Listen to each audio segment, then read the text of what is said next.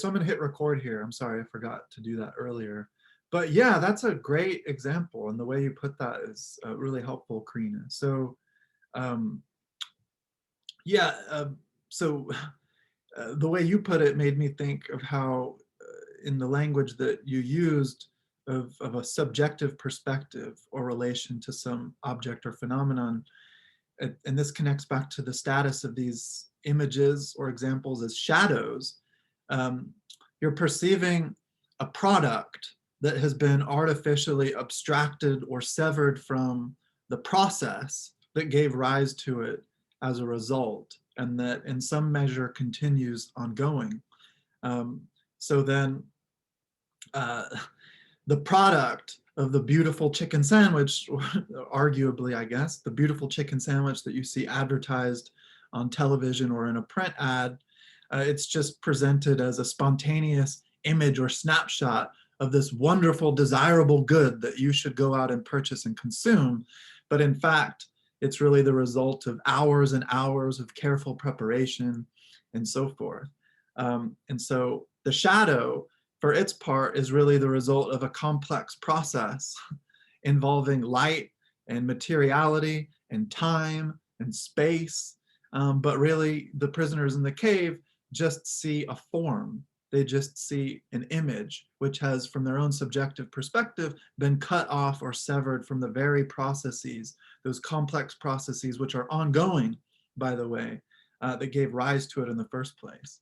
So I think that's a really helpful way to put it. And from those severed parts of objects and entities, we create some kind of meaning that we attribute to it. So like maybe like when you look at like burger advertisement, you're seeing the like times that you were at like the McDonald's play place when you were like 7 years old. Mm-hmm. And so there's like an ascribed meaning to everything, and we understand that we know that like if we are looking at a car, that there were parts of that were mined in other countries using like apartheid slave labor or like other immoral processes, but we still give it the meaning of this gets me where I need to go. Mm-hmm. Yeah, perfect. And also it's attached to our previous theme for this course, the previous unit that we've attacked from various angles, identity. Right? So there's something about the very concept or idea of burgers, which is attached to some strange version of the American identity, right? So insofar as you perceive yourself or desire to perceive yourself as American, well, then you will desire to consume burgers. And so that's part of the rhetorical construction at work behind advertising in that domain. So that's interesting too. How about somebody from room 3? I can talk here. I will say we kind of discussed the first prompt, and we had a lot of things that Charles also brought up. But I have a question for you. Have you watched the movie Shutter Island? Yeah, I've seen it. It's been I think The Cave reminded me a lot of that movie, actually. Oh, that's interesting. I'll have to revisit it. It was brought and to it's been a while since I've watched it, but I thought it was interesting because that movie gives you a specific perspective throughout the whole movie until the very end. I don't want to spoil it for people if they want to watch it. But actually, I wanted to point out that the Jordan Peele film, what was it called? Us? Oh yeah, I've seen that one too. So that was explicitly, in part at least, based on the allegory of the cave. And there are a couple interesting articles about that actually that you can Google that make really compelling kind of interpretive connections between that film and the allegory of the cave. So I don't want to say much more about the film to give it away, similar to Shutter Island, but that's a kind of contemporary and weird reimagining of the metaphysical or philosophical substance of the allegory. And it's brought into connection clearly with some social justice issues, as we're doing this week, and trying to bridge millennia here and jumping from Plato to James Baldwin in the 1950s. Cool. So any other thoughts? Did you want to say something or just ask me that question, Robbie? Yeah, just one. That was like my main connection. Because I couldn't. I mean, I kind of understand.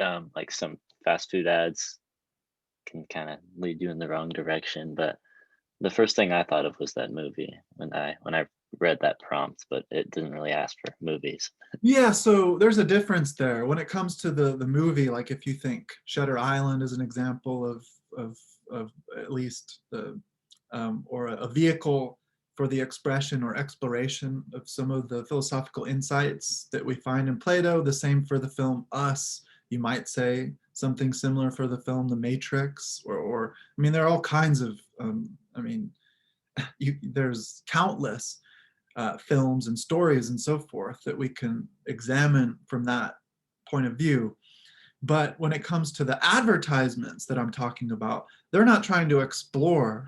So like Chick-fil-A isn't trying to explore through the medium of advertising the philosophical insights from Plato's allegory of the cave, right? That allegory is perhaps the farthest thing from the minds of the producers of Chick-fil-A or Wendy's ads or whatever. The point is that they are presenting the advertised good in a way that's comparable to how the shadows work metaphysically and epistemologically within the framework of Plato's allegory, such that the theory that we find emerging from within the narrative framework of that allegory can be used to make sense of these discursive practices that we find in contemporary advertising, to the extent that they're bent on, in pretty obvious ways, even if to a modest extent,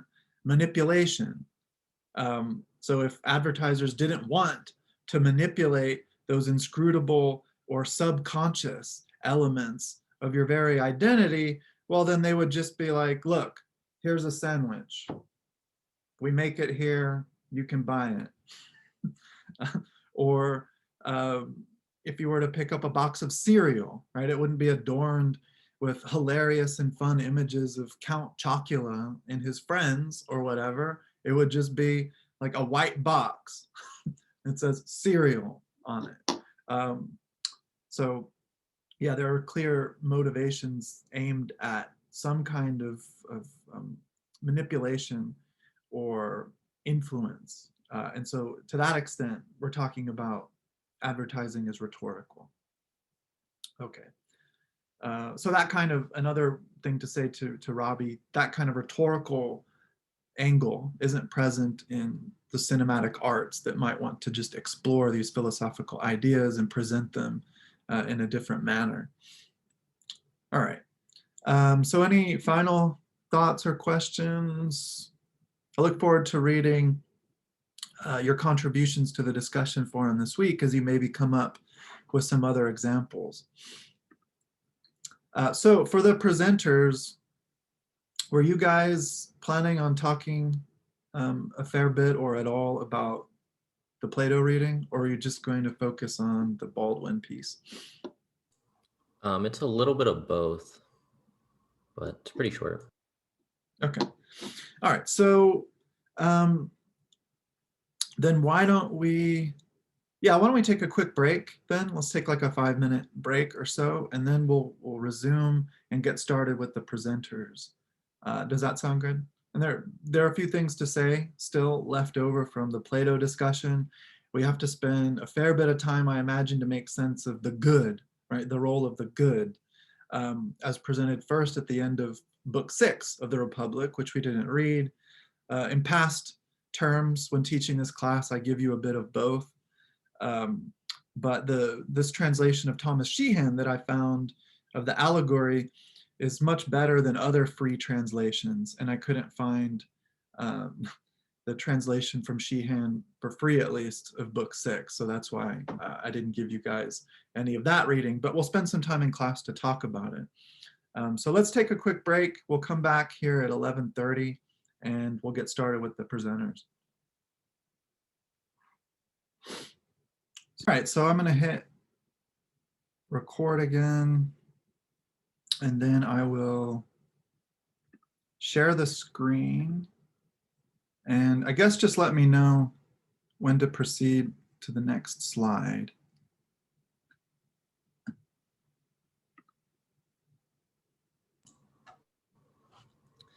All right, so this is Stranger in the Village in connection to Allegory of the Cave. And you can go to the next slide.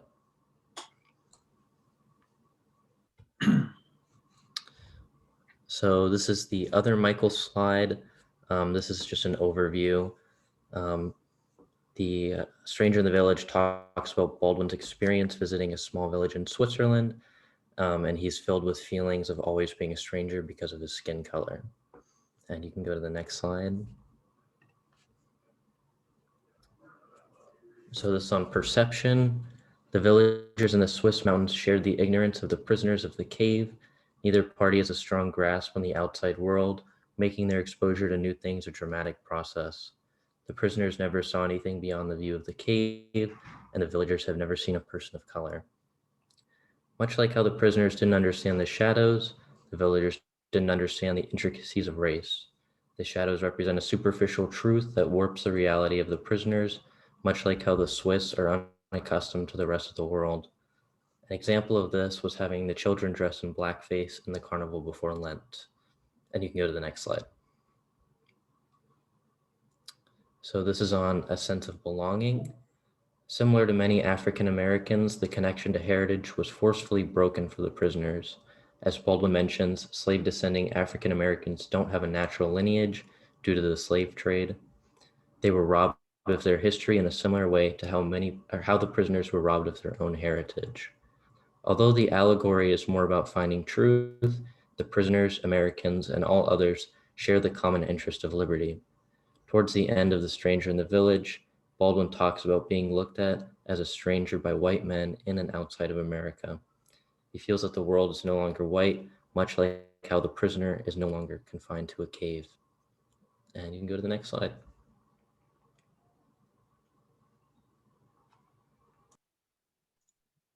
So after reading both of them, I came to the conclusion that they kind of had like the same path throughout, and like in the three stages of like the beginning, middle, end. In the beginning, it's the African American is seen as a stranger, just like the people in the cave are getting like used to being in the dark. And then in the middle, the African American stranger actually says that he makes a friend, even though it's a little boy, so he's not seen as too much of an outsider. And the prisoner is able to be brought out of the cave and see the. And then at the end, the prisoner got brought back to prison, and then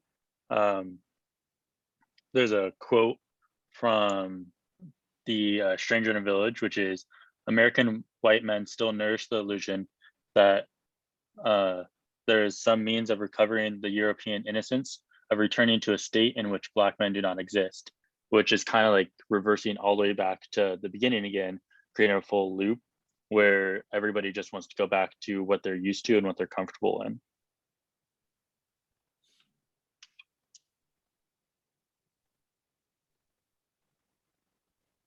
Should I go? And I think that's all the slides. Oh, okay. Cool.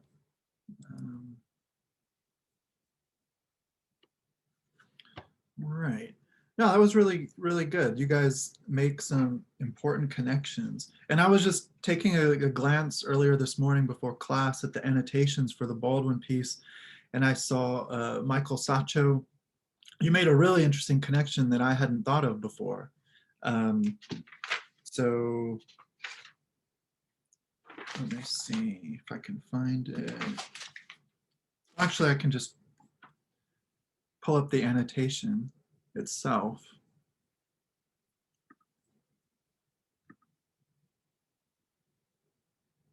Yes, right here. Let me share the screen.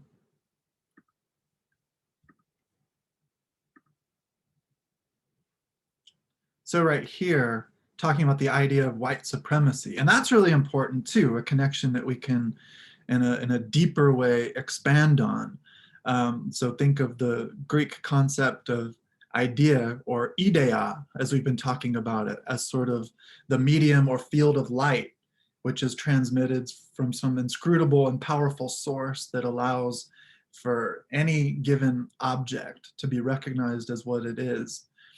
So that's sort of what an idea is. So then the idea of white supremacy, just like those shadowy sort of marketed goods that we find in many advertising campaigns, are not just revealing something about the product pushed, but in that effort, revealing something about reality, right? So the very idea of white supremacy as an intricate and historically entrenched and inherited belief system tells you something about the world as a whole. And so really this unit of the course, remember, having moved from the first unit, self, this unit's called world. And world, if you examine its etymological origin, so the very source of meaning for that word, it means, ultimately coming from the Proto-Indo-European language, it means the space or scope or totality, you might say, of human concern, right? So then the idea of white supremacy casts the totality or the entire scope of human concern and the way every object that shows up as a phenomenon that we can experience and take up in a variety of ways is given a particular sense of meaning, purpose, and afforded a place. And so that would affect, obviously, the status, the moral status afforded to whites and blacks, and indeed the very concept of whiteness and blackness as such. But Michael Sacco is commenting on this part of the text. He says about the idea of white supremacy, there are a lot of obvious similarities between the allegory of the cave and the stranger in the village, but I think one of the biggest is this feeling of missing heritage. The cave prisoners didn't seem to have lore behind their being there, and the same was taken away from African Americans when they were forcibly brought to their country.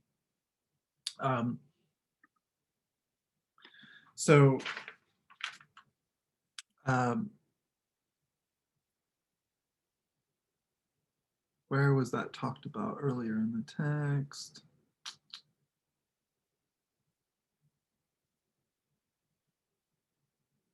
I think it's earlier, actually. Here we go.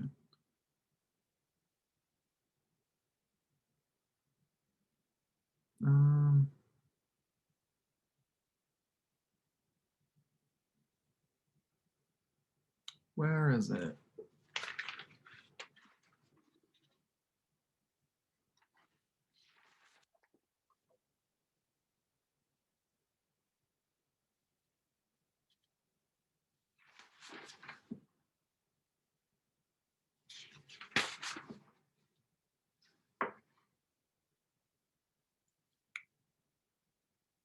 Trying to find,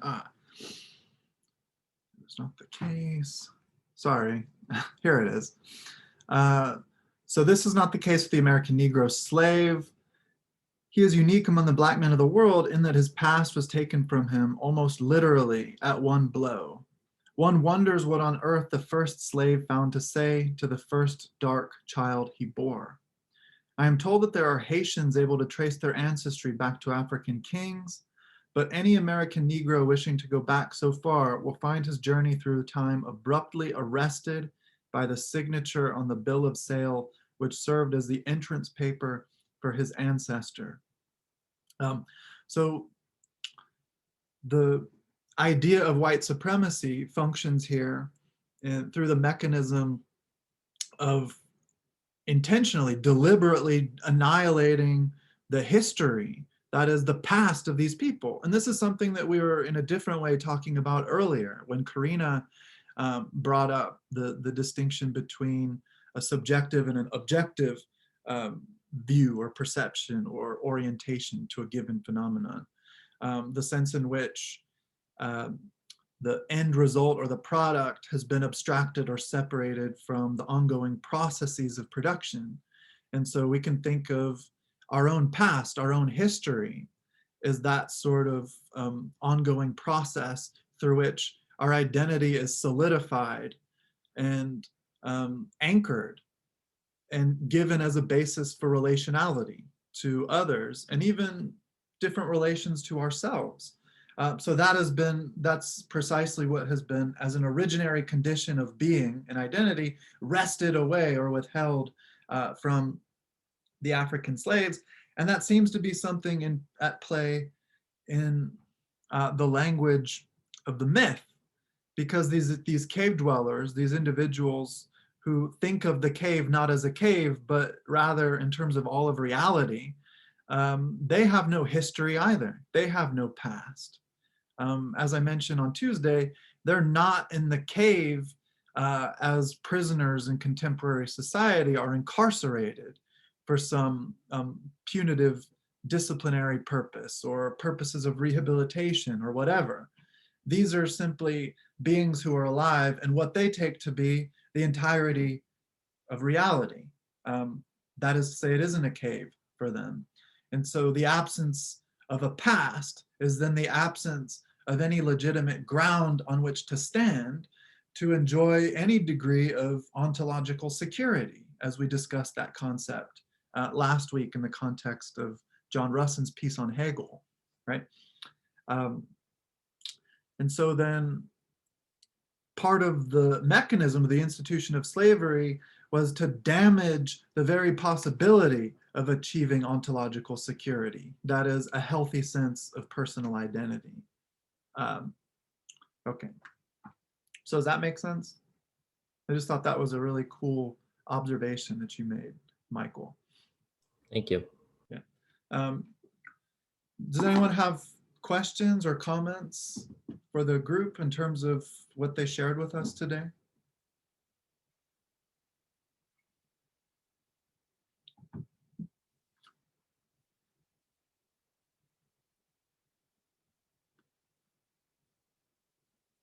Anybody?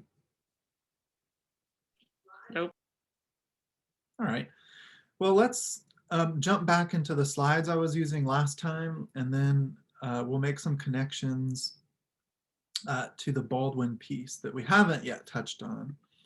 And just looking ahead to next week, we'll be turning to the second week of a second unit of the course having to do with world. So we're taking up different metaphysical and epistemological questions. Next week, we'll be emphasizing strongly the epistemological side of things in our return to Hume, and we'll examine the so-called problem of induction. And it's really a problem for our everyday grasp or apprehension of something that we take for granted as understood, that is the cause and effect relationship.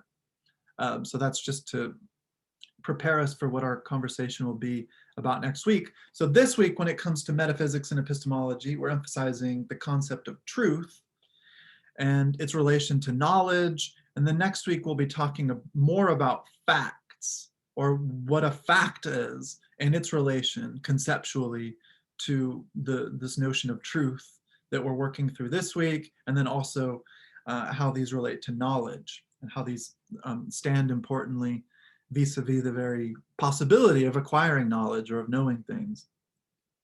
Okay. So I just want to make sure that we're fairly clear about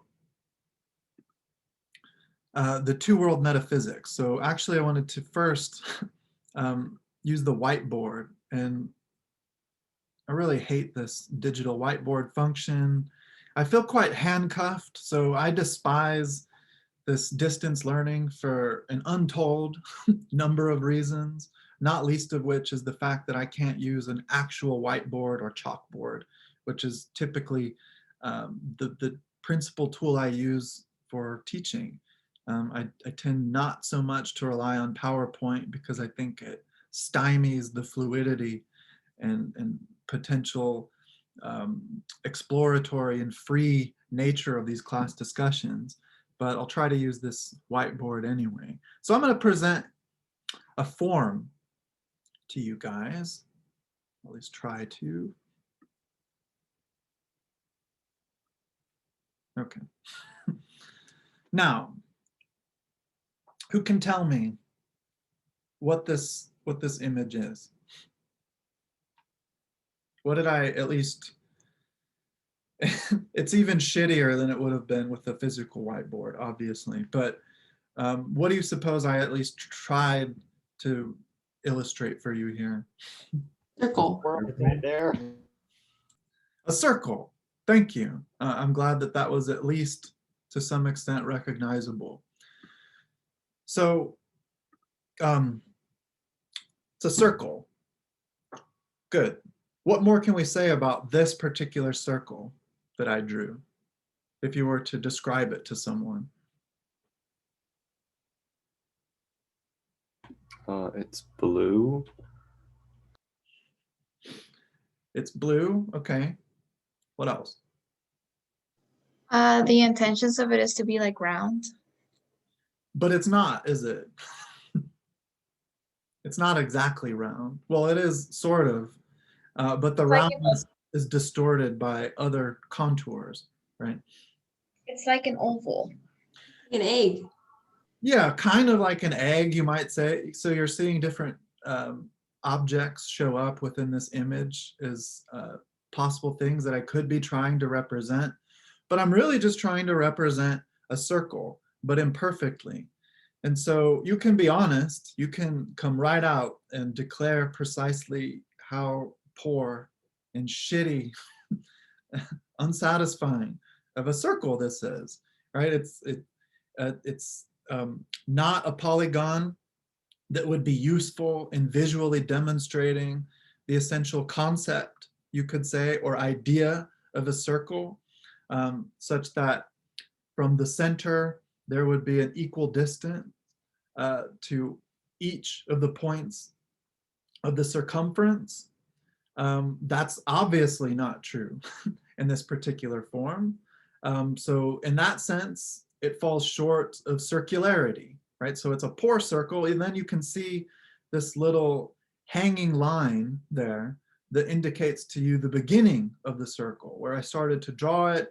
But of course, conceptually, a circle begins and ends at no certain point, right? It's a continuous movement, an enclosure.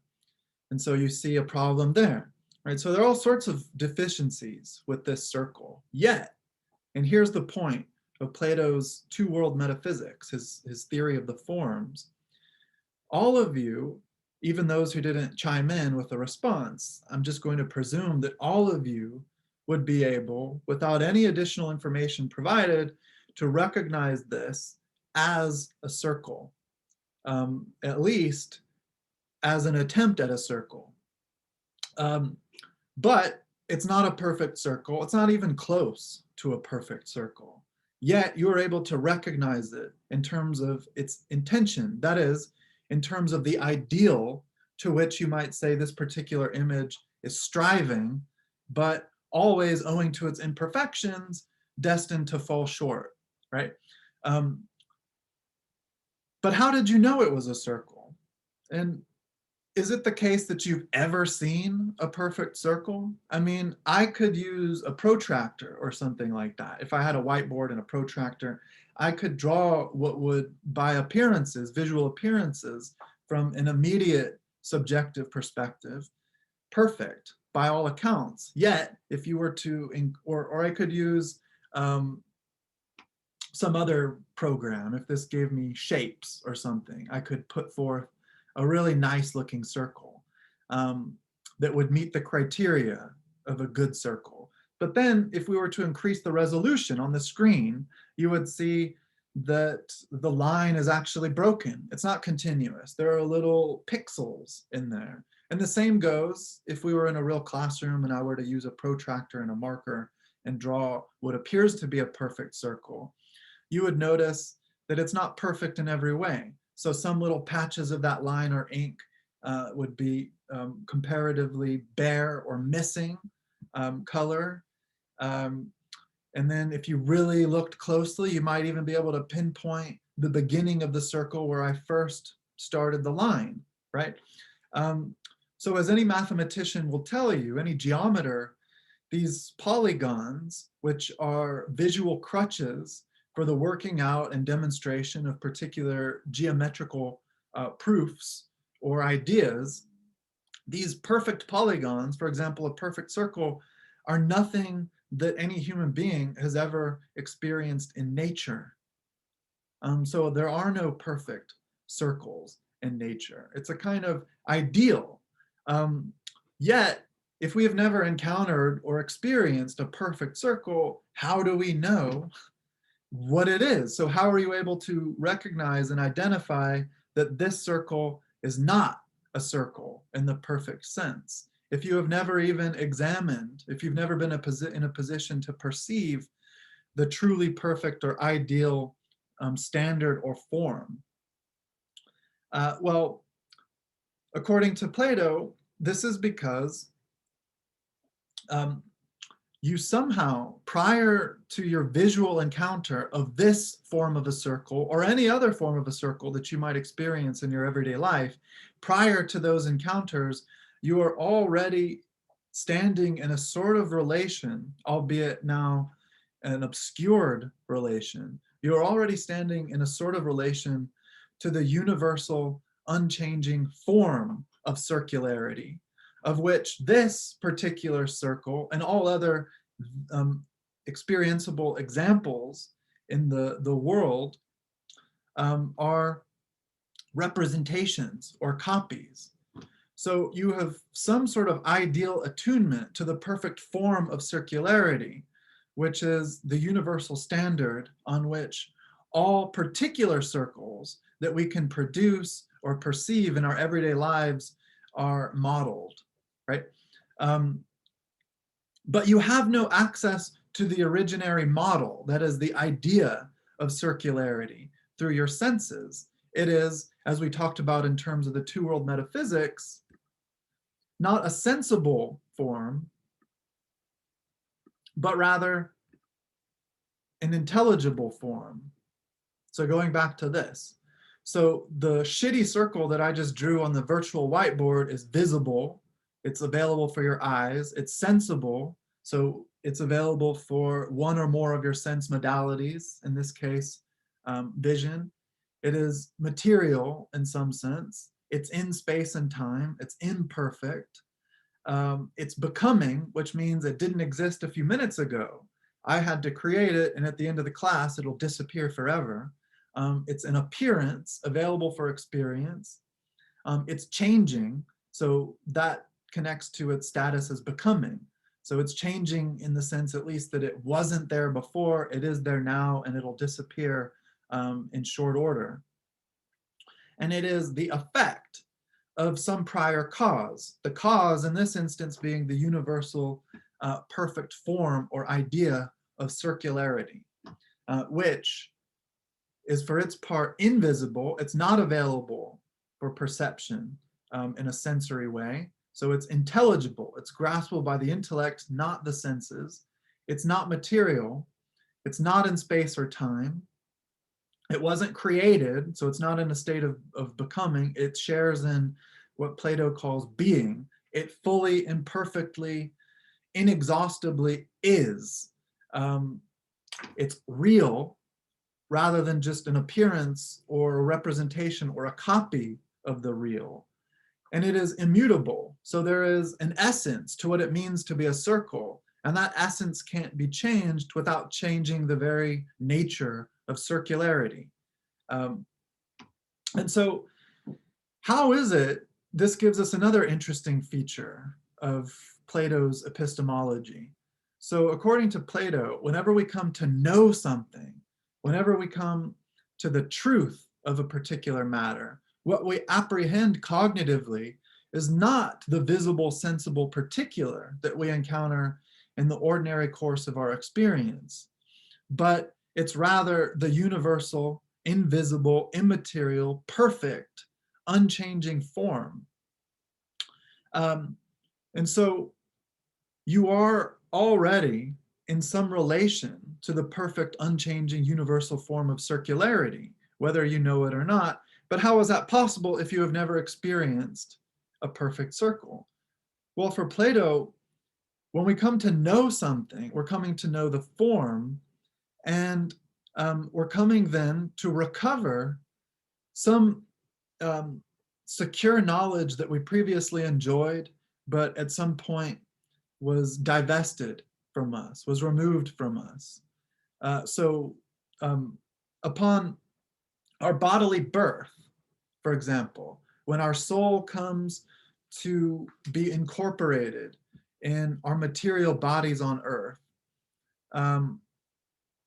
before that happens, your soul was abiding in, as scholars sometimes name it, Plato's heaven, with all of these perfect universal forms, thus enjoying perfect unfettered knowledge of the true, because these forms in themselves, by themselves, are what counts as the truth. And the sensible particulars are imperfect and usually misleading approximations of that truth, just like the shadows in the cave are misleading and corrupt approximations, kind of deficient or superficial approximations of the broader truth. So you were at some point prior to your bodily birth enjoying unfettered access to the truth, living with these forms, but once your soul was incorporated into a bodily presence, your contact, your relation to these universal forms was severed. And so Plato thinks of the body then as a kind of prison. And while we are housed in this prison, we are the dwellers of the cave, and we cannot make perfect and direct contact with the true. That is to say, with the objects of the true, being the forms, being the ideas. And so once we're put into a body as original souls, we forget what we previously understood as true. And our entire lives amount to the ongoing and, as we're living, never-ending pursuit or recovery, ultimately, of what we lost.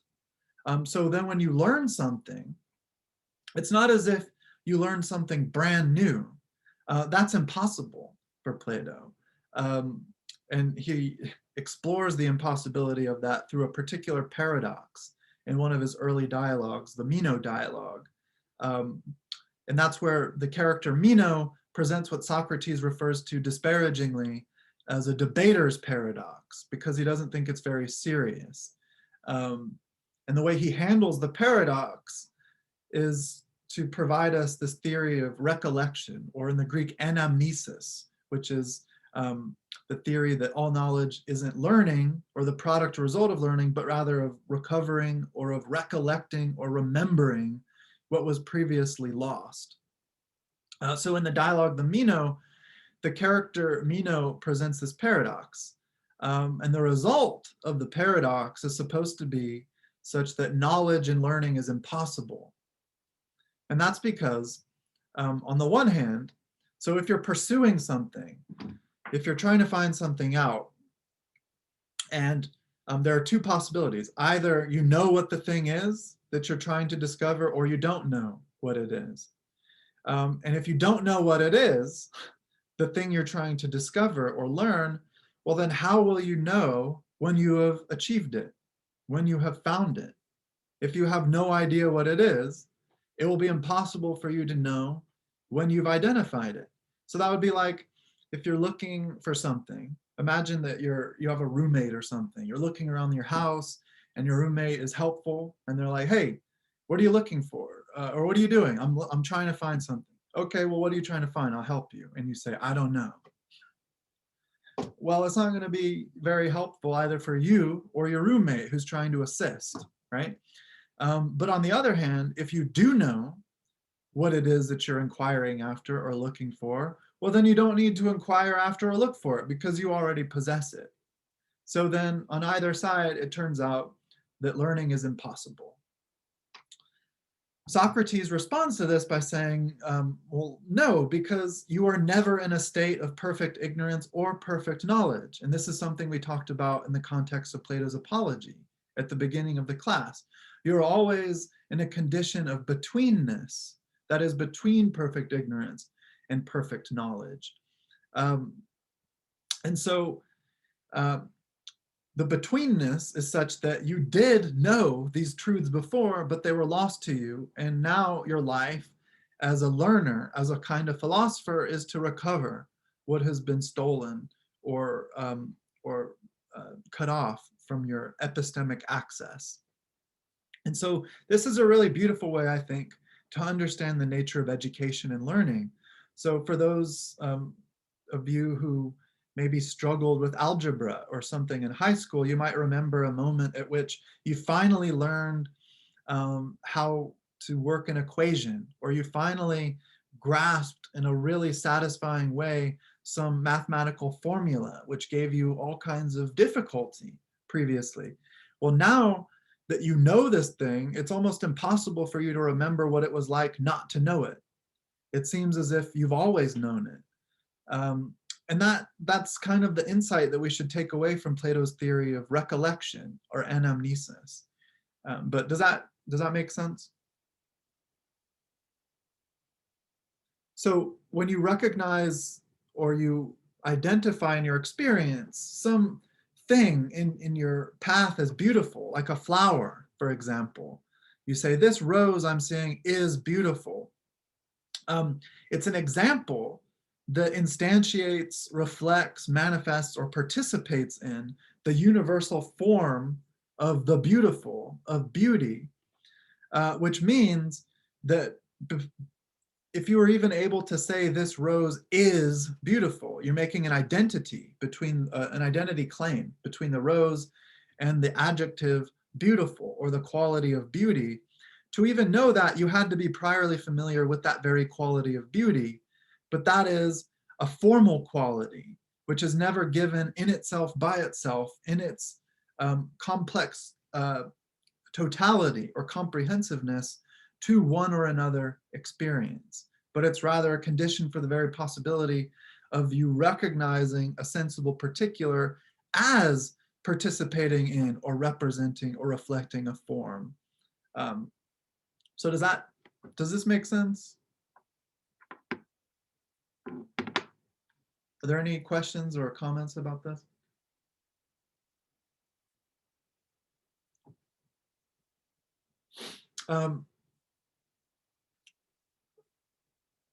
So now, what about the form of the good? So we have to compare, as Socrates within the dialogue makes the case for, we have to compare the role of the sun within the myth, what the sun is, what it means, how it relates functionally to the other aspects of the allegory. We have to relate the sun to the form of the good, not this or that visible, sensible, particular good, which we can experience and perhaps we have different subjective opinions about, right? But the universal form of the good, such that when you get a satisfying sandwich for lunch, you say, this is a good sandwich. Or when you hear a piece of music that resonates with you, this is a good piece of music. Or if you enjoyed a class one day, that was a good class. Or if you like the car that you drive, this is a good car, right? So just like we did with the concept of beauty or the form of the beautiful, we use this notion of the good in an infinitely complex variety of contexts and situations. Yet, despite that profound and immeasurable diversity of objects to which the adjective good attaches itself, we all know what we're talking about somehow when we use that adjective. And so in book 6 of the Republic, before getting into the allegory of the cave, with which book 7 gets going, they're talking about different important moral virtues. So the interlocutors, Socrates, Glaucon, Adeimantus, and some others, they're talking about moral virtues like courage and justice, for example. And after unpacking these, and self-control or continence, as it's often put, moderation. So these are moral virtues that they're discussing in book 6. And then Socrates says, but in order of significance, in a kind of structure of hierarchical importance, there is something immeasurably superior to even these virtues, the virtues of courage, justice, moderation, and so forth. And the interlocutors are puzzled. They want to know, well, what is this? And Socrates says, well, it's the idea of the good, the idea, or the form of the good. And they want to know, okay, well, what is this good? Well, what is it? And Socrates says, well, I can't exactly tell you. It's very difficult. The best I can do is to share with you what I take to be the offspring of the idea of the good, the child of the idea of the good. And this is an effort at making a kind of metaphorical comparison. And what is the offspring or the child of the good? So you guys don't have book 6, but given what we've been talking about, what do you think that is? So what is this offspring or child of the good?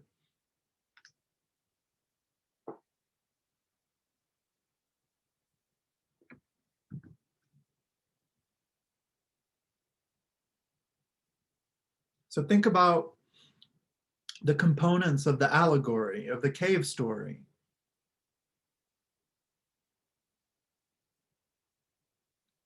So what is the highest object, the most important object of that story, the governing object?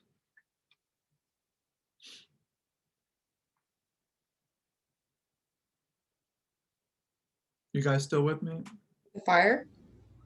Well, you're close. So that's an important move or step in the various progression or stages of the story. But let's stay with that for a second.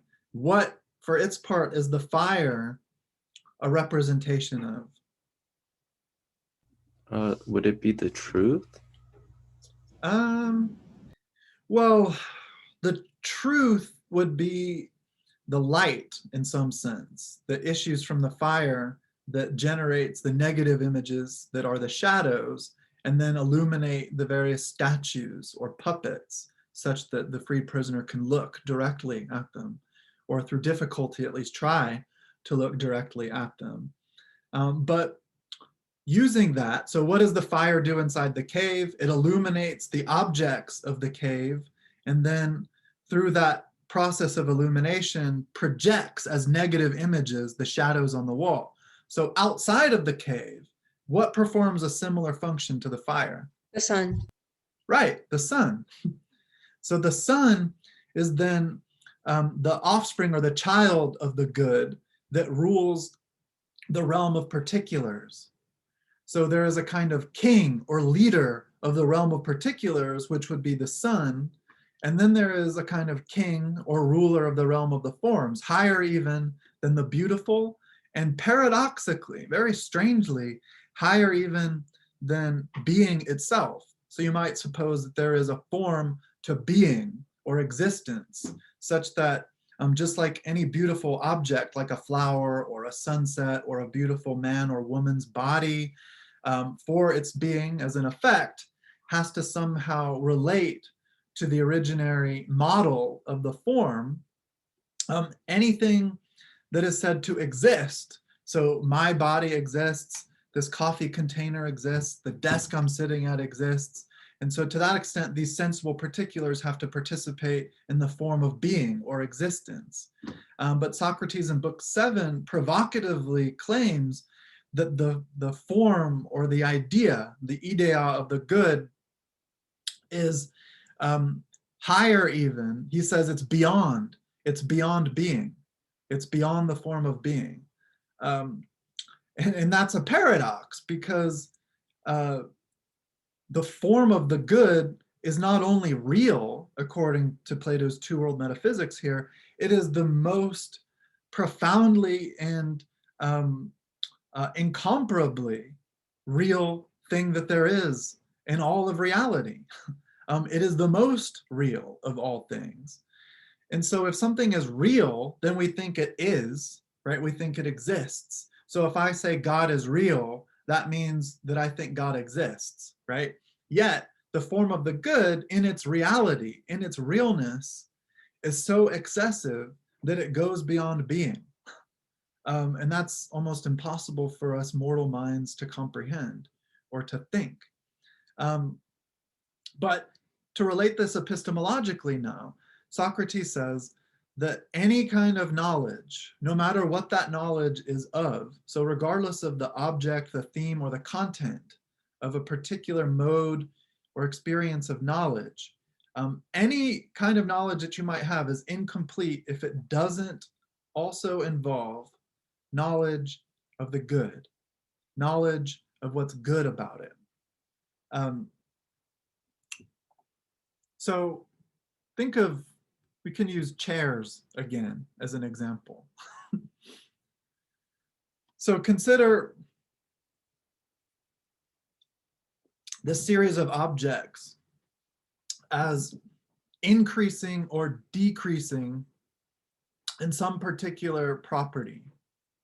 And so who can make sense of the way in which I've laid out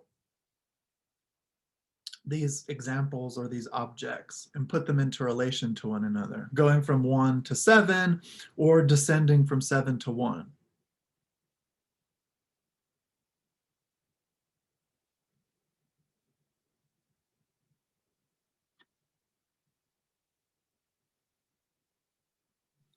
So who can make sense of this series? Yeah. Oh, go ahead. I guess the way you can put it is that like by number 1, it starts like a mess, or in other words, like shitty. Yeah. And then little by little, it starts getting better until it turns into 7. Like you don't know what the outcome of it is until it's finished. I guess you have to like trust the process. So if I only gave you 1 and I asked you to tell me what that is, what would you say? Well, you would say that it's a bunch of scraps of wood, but I think what's interesting about this whole thing is that after 1, you can identify, oh, that's a chair in every single one of these. Like there is this like deconstruction of what a chair is that's happening, but we still recognize the basic elements and say, oh, that's a chair, or that's a like chair, but it's broken or not put together. Right. Good. So after 1, you're right to point out that beginning with 2, at least you can recognize a kind of inkling of chairness. Or you might say that you perceive this as a kind of direction. So it used to be a chair, but now it's in some state of dissolution or deconstruction, right? And then now, because those pieces are a little bit more closely articulated in terms of how the parts will function for an actual chair, it's more recognizable as a chair. And then in this one, it's almost like you could sit in it. You can almost sit in it in a way that you couldn't in these. This one you can almost sit in with a little greater success. This one seems to be a perfectly functional chair, but then this one, because it's a throne, you might say is in any case superior to number 6, right? So the point of this is to say that for you to be able to recognize anything as what it is, when you walk into a room, you turn on the lights and say, oh, there's a chair, even if you're not consciously putting those thoughts together in that explicit way. You recognize or you note the presence of a chair. But Plato's insight here is for you to be able to recognize anything as what it is, you implicitly or in some liminal regard have to be able to recognize what a good thing is of whatever nature you're examining, in this case a chair.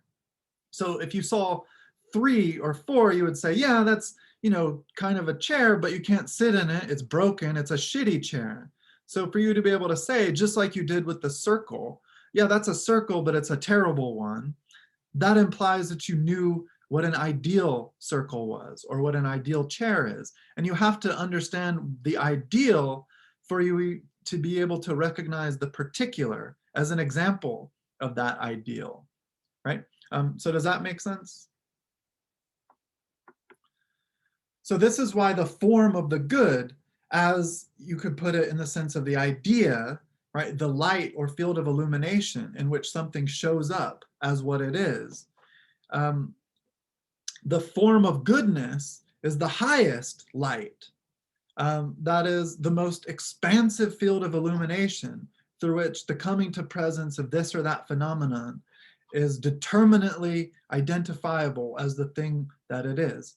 So this means before we encounter any physical object in time and space, we have some unperceived and hidden relation to, at the very top of this metaphysical hierarchy, the universal unchanging form of goodness, right?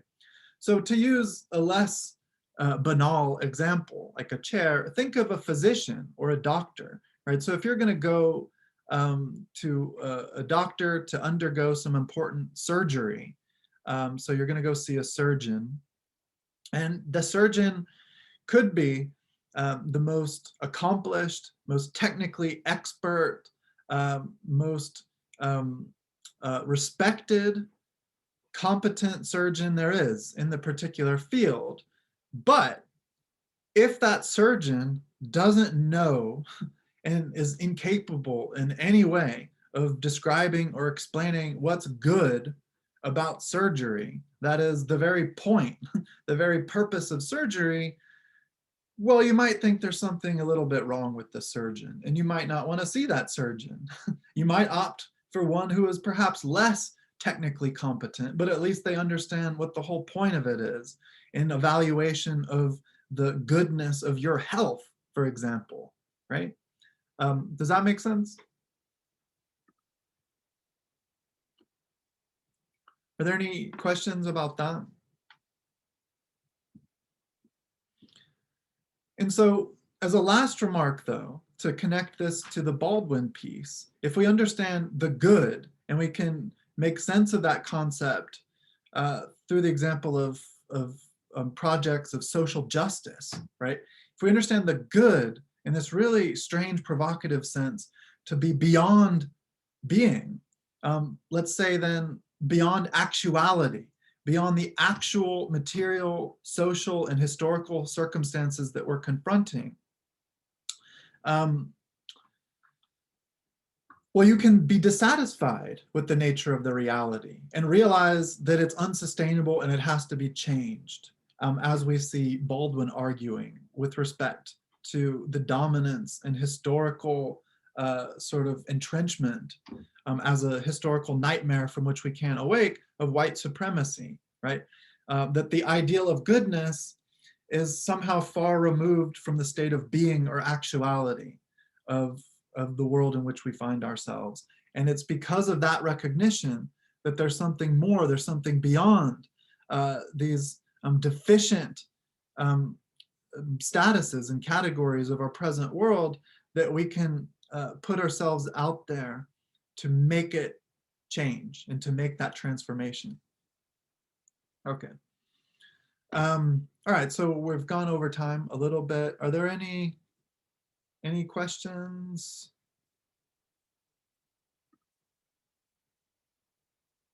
No? Oh, you guys were or Nancy, you're asking about my band.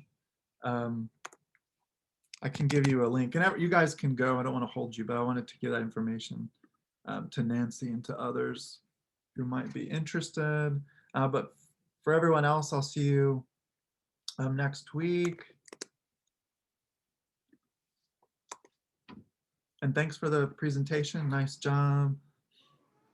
So here's a link, Nancy, to the Bandcamp page. We have a Bandcamp.